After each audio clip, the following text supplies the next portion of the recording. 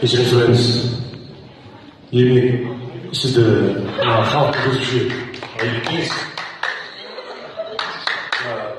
мемлекеттік шаруаның беріп отырған жайыңызға бір іске қатысы бар деп.